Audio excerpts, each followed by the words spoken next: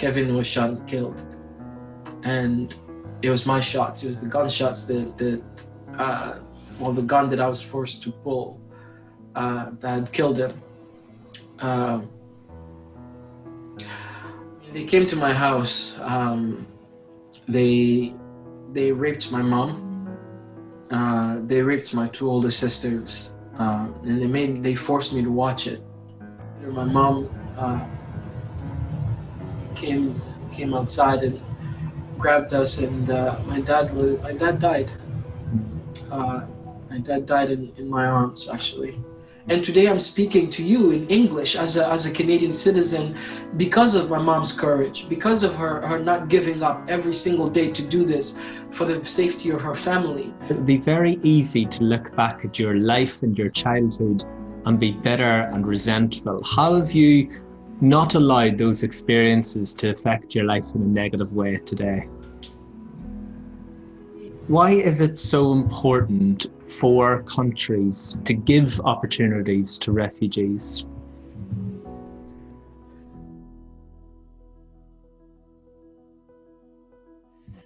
You were born and brought up in the Democratic Republic of Congo, and this was during the Great War of Africa. What do you remember of life with your family there before the age of 5? Congo was, this is something that I think is very important for people to understand. I think Congo in the news right now mostly is surrounded by the news around war and poverty, etc., and being sort of it's called the rape capital of the world. But prior to any of these sort of negative views on the Congo itself, Congo was a pretty great country. You know, we had our own issues politically, but I remember growing up in a town that had so much freedom. I grew up, you know, even though there wasn't a lot of money, there's people had freedom of movement. There were people that would work. I grew up in a middle class, what we considered a middle class family in Congo at that time, sort of poor in our standards in Western countries in that sense. But my family, my dad worked as a human rights activist and a politician. He did so many other work as a lawyer. My mother was a women's rights activist. You know, I grew up with two sisters, and older sisters and a younger sister. We had a dog, right? So very sort of like typical boring family story in that sense, but one filled with so much life, so much peace. And your life changed as well when you were 5 years old, whenever you were kidnapped and abducted by the soldiers. What do you remember from that day?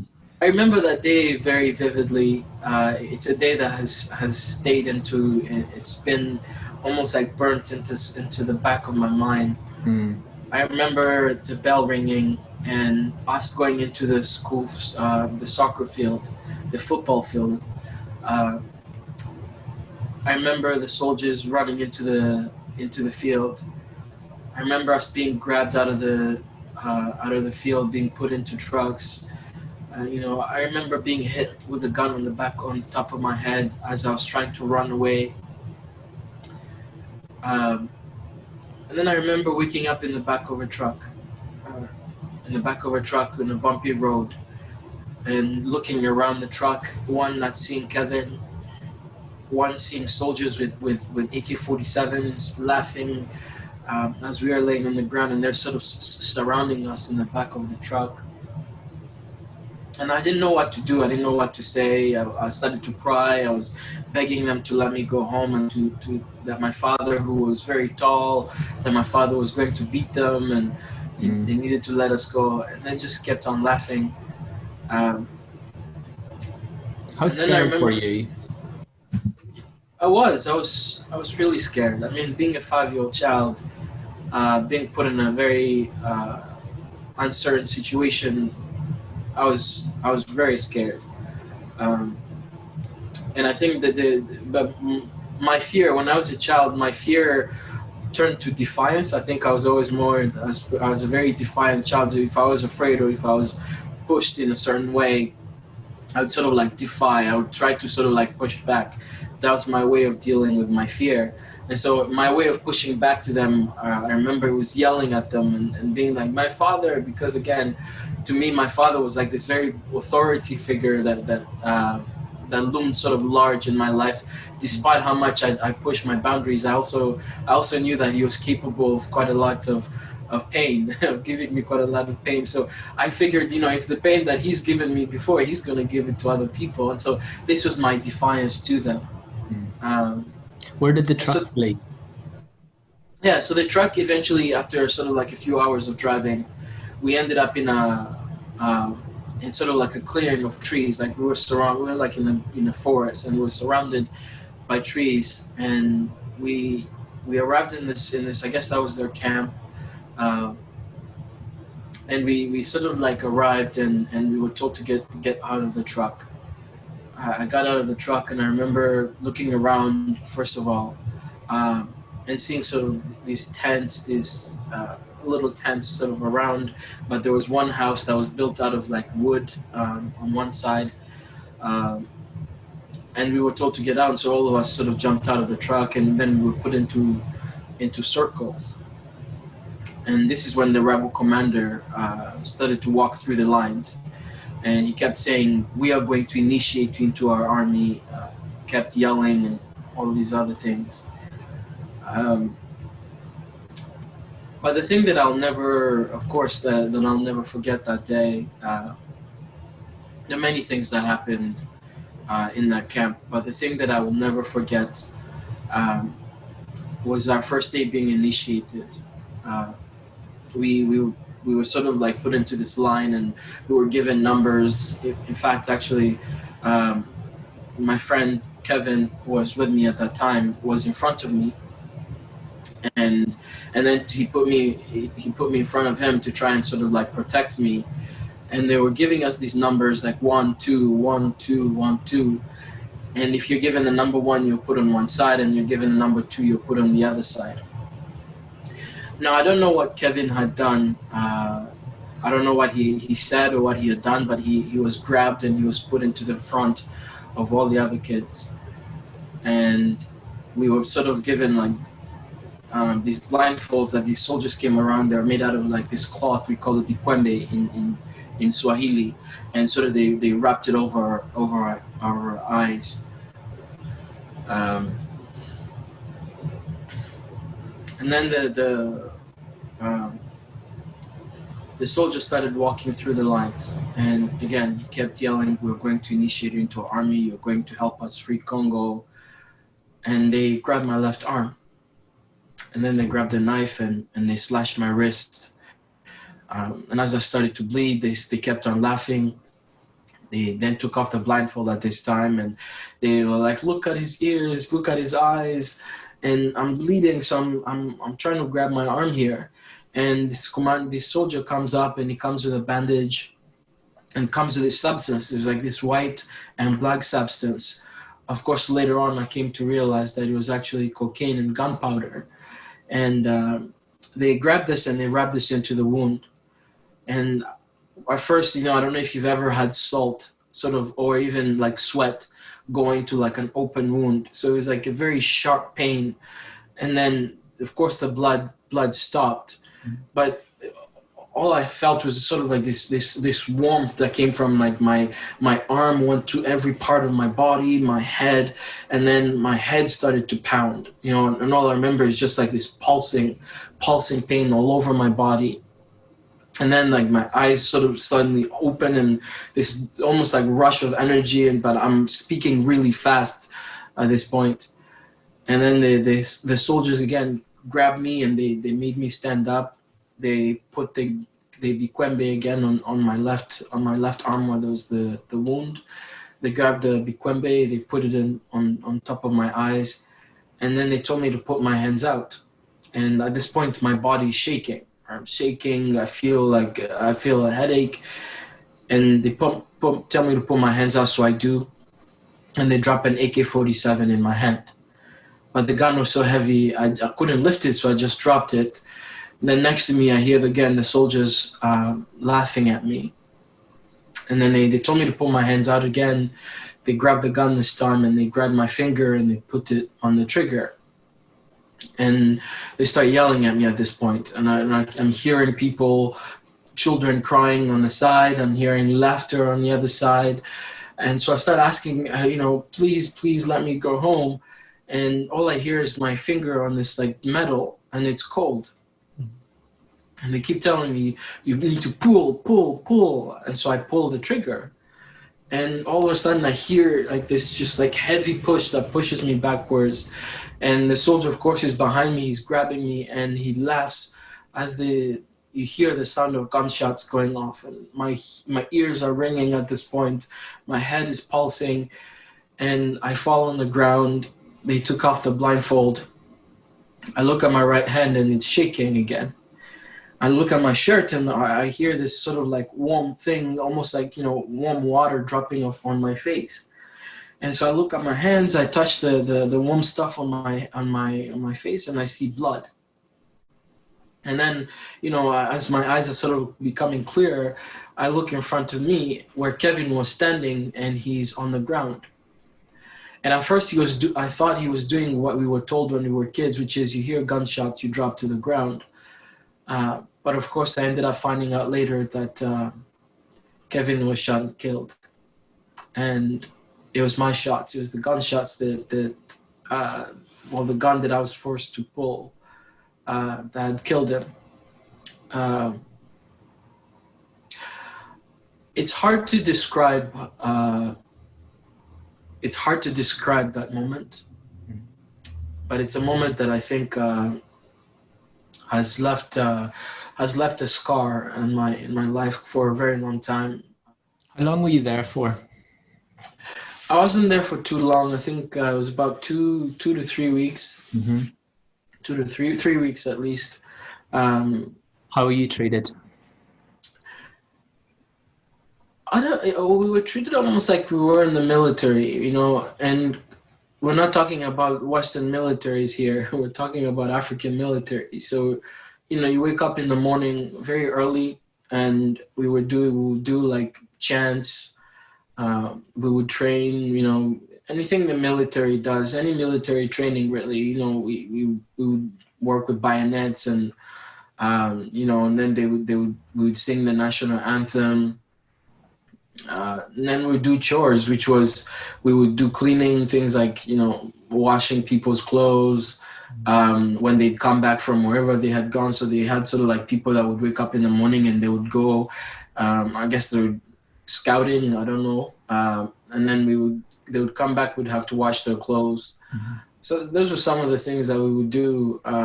But it was almost like we were living in a camp with people, like our own little sort of like village, per se. How much did you miss your family? A lot. And what actually drove me to run away eventually was that. It wasn't just missing them, but it was actually the fear of my father punishing me. Because again, as a 5-year-old child, my concepts of home were just, of obedience, where that I needed to be home and obey my father. I didn't know how long I had been away, so I had to figure out a way to get home. Mm-hmm. That was my whole time. And conversations I would have with Kevin were about, before he died, we're always, he asked me first, like, we should try and figure out how to run back home. Suddenly, of course, he dies and I'm left alone. Of course, I had other kids that I knew who were there. And so we would always talk about, when we get a chance, we're going to run away. When we get a chance, we're going to run away. Mm-hmm. But we would see the consequences of what would happen if anybody tried to run. Right? We'd have people who tried to run away. When they were caught, they would get beaten, and then they would have to do their chores for most of the other people. And of course, what then happened was, in the midst of sort of like all of these moments and this training, we were told that there was a village nearby that had food and medical supplies, and we needed some of that stuff. So we were going to go in there, and the strategy was the children were going to go into the town and to see where all the everything was, and if there was any security, if there was anything that they needed to know, then we were almost like scouts. Mhm.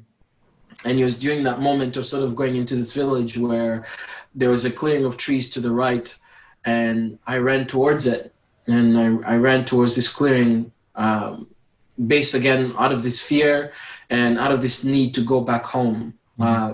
So I ran, and I hoped that nobody had seen me, and I didn't look back. I just ran as fast as I could. How long were you running for?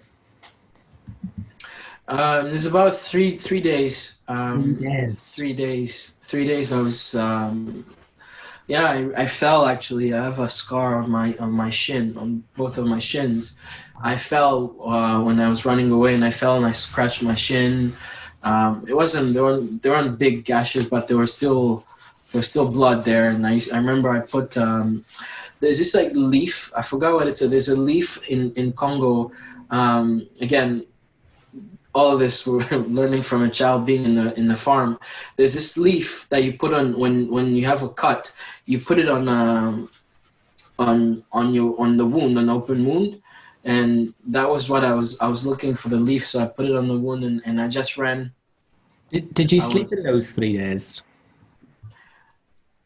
I slept in trees. I slept one of the nights, like halfway, like it wasn't like deep sleep. It was almost like I was resting my eyes, but I was resting in the trees. And then I would wake up very early to try and find my way. I remember sleeping on the tree once, and I almost fell because I was so tired. But I remember just feeling that I needed to get home. And then it was on one of the nights when I heard trucks. This is when I remember going to the village. At first I heard trucks, and then I heard women speaking. And I thought that I had somehow run back into the camp. And so I was so scared. I remember being so scared that I ran into grass, and I laid in the grass, and I just didn't want to say anything. I prayed, and I was praying that somehow these people wouldn't find me. And after lying in this grass for so long, I remember first I was being bitten by an ant, so I was trying to like not say anything. And then I remember these women keep talking, and so I stood up, and I saw that I didn't recognize the women first, and then the village that they were in was not something that I recognized. So I ran towards one of the huts, and I told the women that I'm from Beni, and that I was captured, and I just don't know where I am, but I needed to get to Beni. And my father, I told them my father's name, and so they called our husband, and then the chief, and then they took me on a bike. We went to Butembo, and in Butembo we went to there's a sort of like a police station there, and they took me to Beni. Was there part of you that felt guilty in a sense that you had returned now to your family and everything was as okay as it could be, but Kevin had lost his life? Not immediately. I mean, I'm being a child, those are not sort of emotions you think about right away. I think it was more later on, as sort of like the onset of, I did have some forms of PTSD. Of course, then we didn't have the language for all of these things. So, I had, I would have terrible nightmares. I would dream of Kevin all the time. And I think it was once the dreams of Kevin started to sort of like become a regular occurrence, when I sort of started to feel sort of sad. And I guess, the guilt was more sadness. I was just very sad. I became a really sad child. And my parents noticed, I think everyone that around me had noticed that there was a lot of sadness in me. Tell me about your father's kidnapping and what led to that. The war started very suddenly. It wasn't like something that what people had been, anticipating or anything of that nature. And then the violence that was into this conflict was extremely difficult. And so my father, being a human rights activist, was trying to sort of like provide context to why this war was going, to research and look for what was the things that were happening, the atrocities that were being committed by this military, by this rebel group that was being supported by the United States through their proxies, which was Rwanda and Uganda.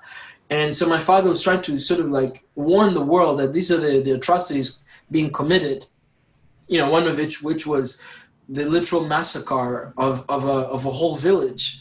And so anyways, my father was documenting all of these things. But of course, when you're a human rights activist and you're documenting atrocities being committed by people whose interest is to keep this information quiet, of course you become their enemy. And so my father wanted to say something, and he created a sort of a coalition of human rights activists in Beni, and all of them got kidnapped. And they disappeared for a few months. People were pressuring a lot of the leadership in the city at the time to look for them, to where they were. There were of course a lot of protests, and eventually they let my father go. And they let my father go, but with 3 other activists that had been taken. So there were about seven of his colleagues that were taken. 3 survived, 4 had died during their torture. My father, actually, when he was left, he couldn't walk. His knees had swollen up and he couldn't walk. So he came back and straight into the hospital. And he was in the hospital when we ended up having to contact some of his friends in Uganda. So he had a colleague who was a Catholic priest, but sort of used to work as a human rights activist. And it was him who actually devised a plan for my father to be smuggled out of the country into Uganda to the eastern front of Congo. And so in late 1998, my father was smuggled outside of the country after a few months of being tortured for his work as a lawyer and a human rights activist. Was there consequences for that for you and your family? Yes, absolutely. I mean, they came to my house. They raped my mom. They raped my 2 older sisters, and they forced me to watch it. In fact, I have a scar on my left cheek. That they cut my left cheek to remind me of what had happened there. They were trying to send a message to my father, basically. My father, I was 10 years old. I was 10 years old. And they were trying to send a message to my father, partly because my father had evidence of some of the atrocities that these people had committed. He had plenty of evidence, actually. He had some tapes that he had done. He had conducted interviews with some of the soldiers who had run away from some of these groups, talking about the things they had done. He had talked to women who were raped. And so they came to look for this evidence at my house. And they couldn't find it, but they burnt my house. They burnt half of my dad's books. How did that affect you as a 10-year-old boy? Again, all of these things in the moment, you're scared, right? I'm bleeding, But the thing that was really hard to watch was my mother. It was hard to watch my mother in so much pain. My mom's pain is the one that hurts the most. And I remember when I went to her and I hugged her and I was trying to console her, but she was also trying to console me, right? So it's just like this moment of sadness, of so much pain. The few weeks after that experience was some of the most challenging, I think, for me as a person. How much did you live in fear that they could come back? Always, even now, even now, like there's not a day, where you live in fear constantly, right? Like it was because of that experience when we had to run away, that's when we left Congo as well. we contacted my father, and we were smuggled out of the country in late '98, and we ended up in a refugee camp in Uganda. And so it was out of that fear that we left my country. That was the last time I had been in Congo until this year, right? I was 11 years old when I left Congo. Mm. What were the conditions like in the refugee camp in Uganda? The refugee camp is it's one of the most difficult places to live. Right. It's not easy to live in a refugee camp because one, it's almost like you're living in a prison. You're not allowed to leave. There's no freedom. You don't have school, and if to the extent that there is school, it's basically teachers who ran as refugees setting up basically like impromptu or just like classrooms outside to basically keep kids engaged in some way. Mm-hmm. You don't have a menu for our food, so it's not as if you have a choice for food. The only food we ate was something called ugali, which is cornmeal. It's like a dumpling, like a corn dumpling, mm-hmm. And beans, and that's it. That's if you get food, mm-hmm. right? That's if you get food as well. So it's difficult. The refugee camp was not easy. Did you feel safer there than you did at home? Yes, I mean, safer in terms of just like security, mm-hmm. not safer in terms of just life, but in terms of security, yes, of course. But there was always this fear that somehow what happened in Congo would happen to us there. Mm-hmm. And this is what drove my father to seek for refuge out of the refugee camp in Kampala. And of course, we only stayed in the refugee camp for a year, mm-hmm. and then ended up in the capital city in one of my dad's friend's house. They gave us like a little garage, and about 12 of us were staying in that garage. Mm-hmm. And your father began to write articles about the truth about the war, which was what? Yeah. So my dad eventually started to write. He created a newspaper called Intelligentsia, and he was the editor. He was sort of like a journalist, a writer, but as well as the editor. Mm-hmm. And he would have other writers, other human rights activists from Congo writing stories about the war itself, what had been happening. Right, because at that time the conflict took about a few months to kick Mobutu out, but to end the conflict didn't end until early 2000. Mm-hmm. And so that's when the end of the first Congo War.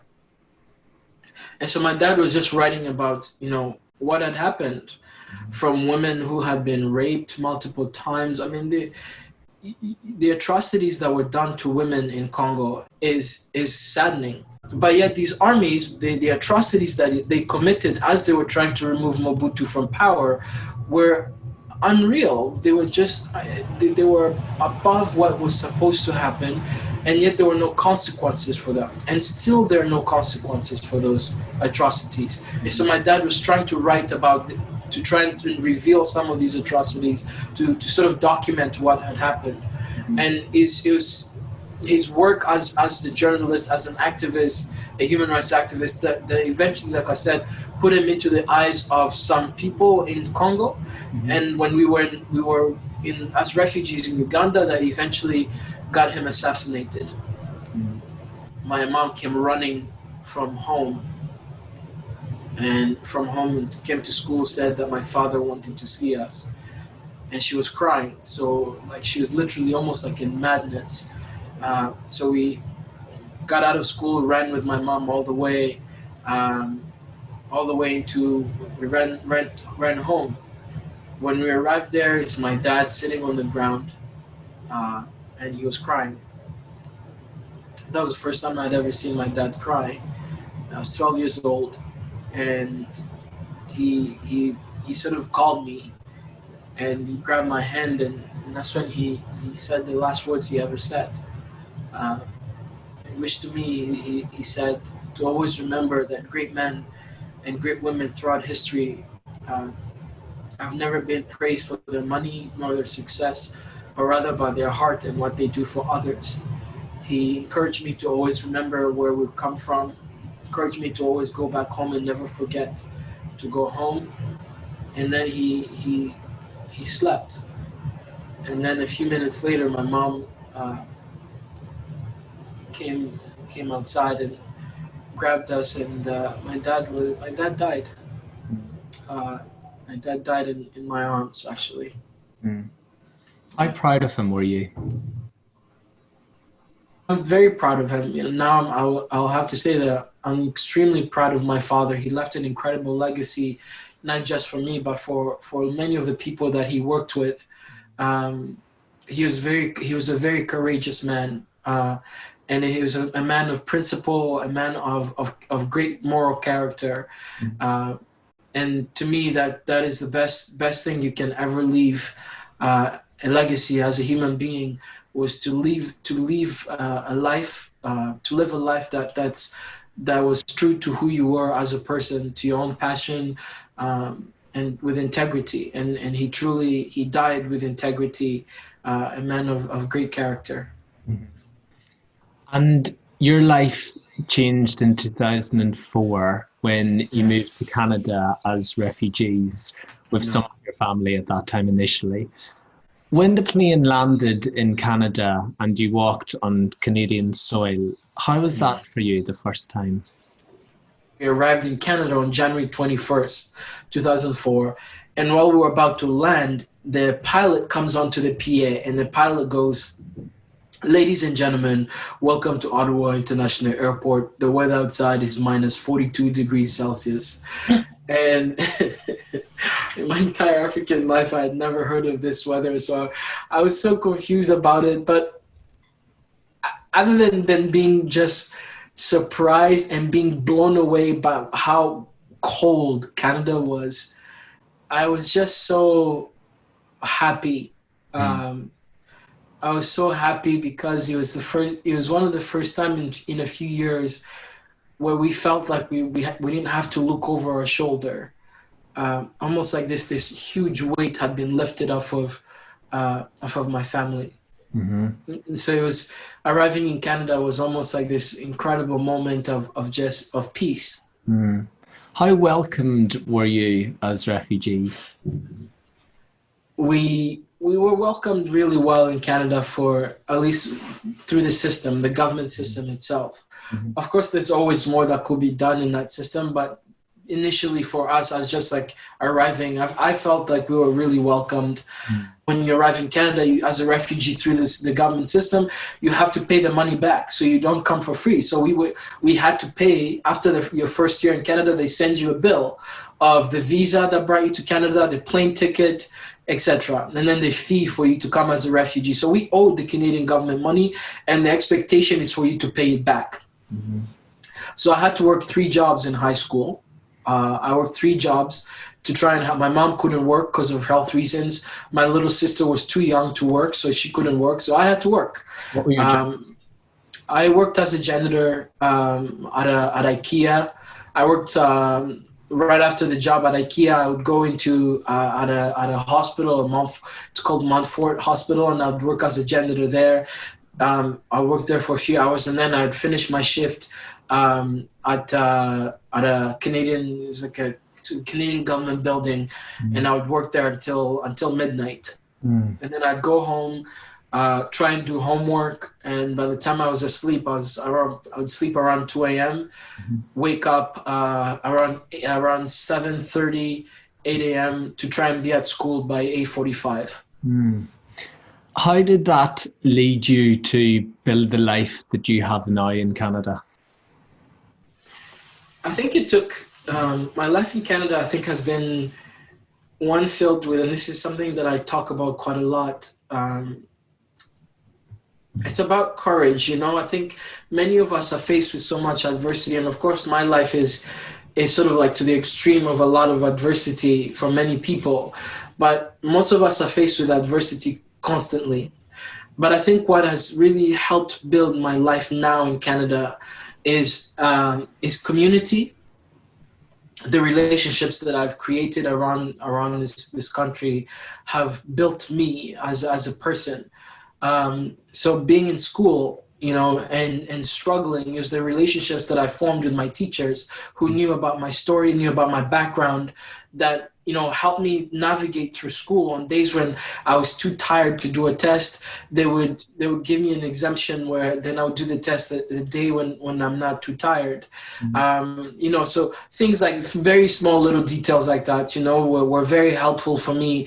Relationships. I went to a Catholic high school here in Ottawa, and the chaplain at that school was my greatest support in school, and has become and still to this day is a great friend of mine.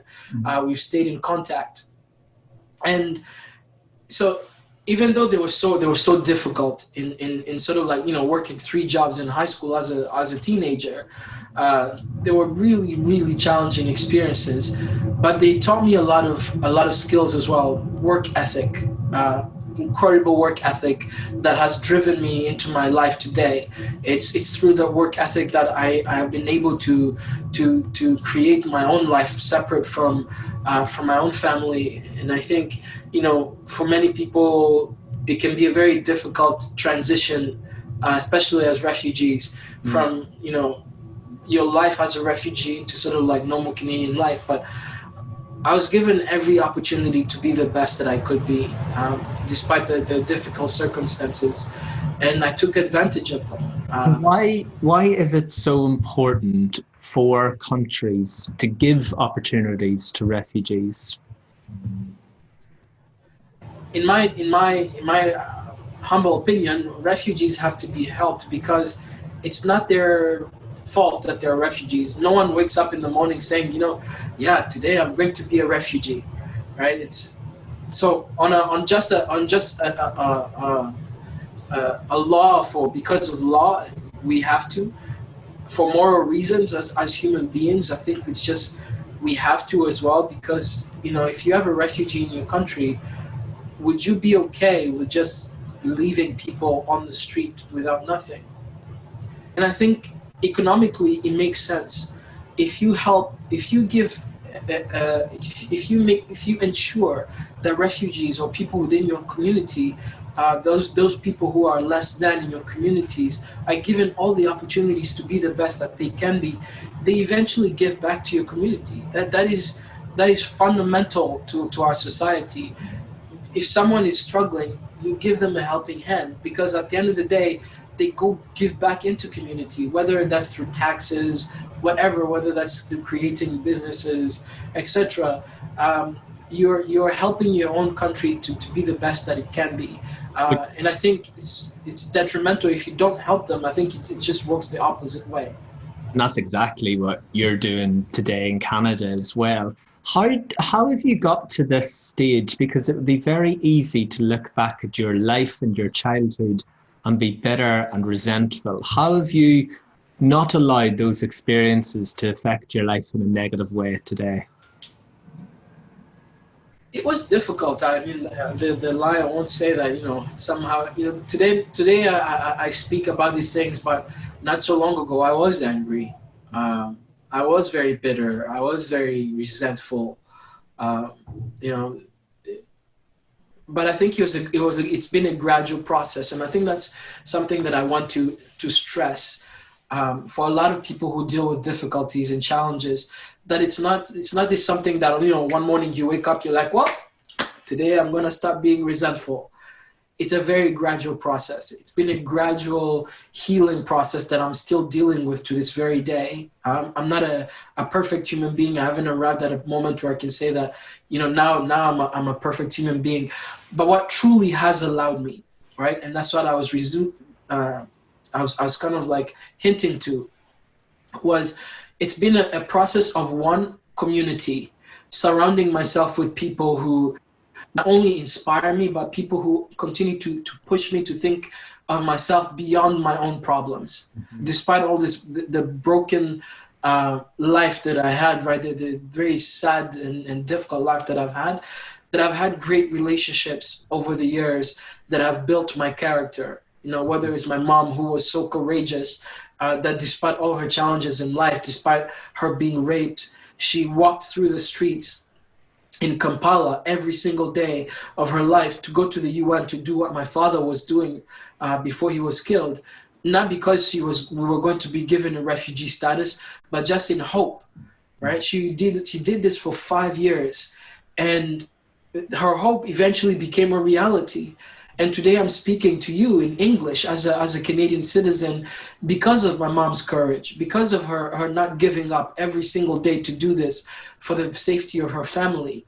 And it was seeing her example of, if she can do this every single day of her life and not give up, and there was a result to it, how can I give up to be a good human being, to be a better person?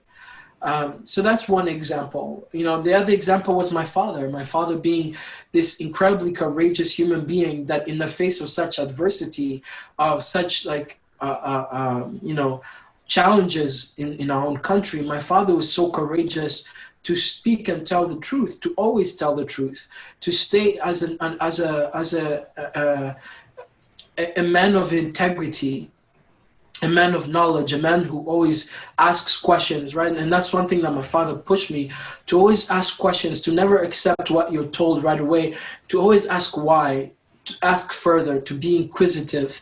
And I think being a critical person in general, I think is a skill that I learned from my dad. And I think, again, all of these things come from relationships, right? From community. Whether, again, it was my teacher in high school who for the first time, was seeing me struggling through school and asked me for the first time in high school how I was doing.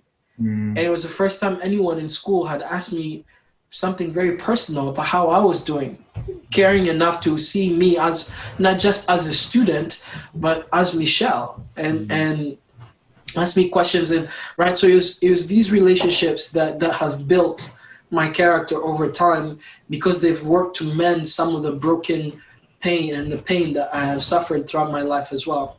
And this is why I choose community as an example.